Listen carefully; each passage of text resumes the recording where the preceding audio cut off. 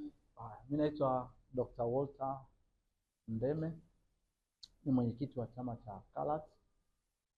Nimtambulishe Liz Elizabeth, ni katibu mkuu wa chama cha CALAT, na yuko Temba ambaye ni mjumbe wa bodi ya uongozi wa CALAT, na yuko mtendaji mkuu ambaye ni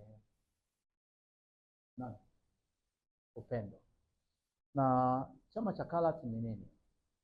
Chama cha CALAT ni chama kipya. Hapa Tanzania tuna vyama vitatu vinavyowakilisha mawakala wa forodha. Tuna chama cha asili ambacho kilianza mwaka 79 ambacho kinaitwa TAFA, na kuna vyama vingine viwili vilianza mwaka jana ambapo ni TACAS na CALAT. Kwa hiyo kuna vyama vitatu.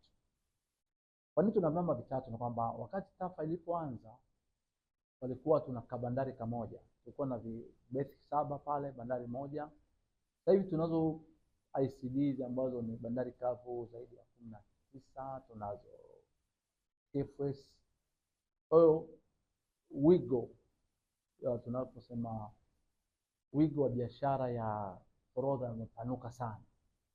Kwa hiyo haiwezekani chama kimoja kitaendelea. Lakini miaka inapopita na vyama navyo vinahitaji mfumo mpya, utendaji mpya na ushindani. Mara nyingi kwa miaka mingi tulikuwa na chama kimoja, kwa hiyo ule hali ya kuwa monopoly kubaki nayo inaleta uzembe, inaleta shida kuhudumia watu, inaleta hali ya kujiona kwamba uongozi ni wewe ni kila kitu. Kwa ule uzembe ukaanza kuonyesha shida kwenye industry. Matatizo yakawa ni mengi, mizigo bado haitoki bandarini, clearance zinapatikana, na members ambao makampuni zamani yalikuwa labda 70 yalipoanza, sasa hivi yako zaidi ya 2000.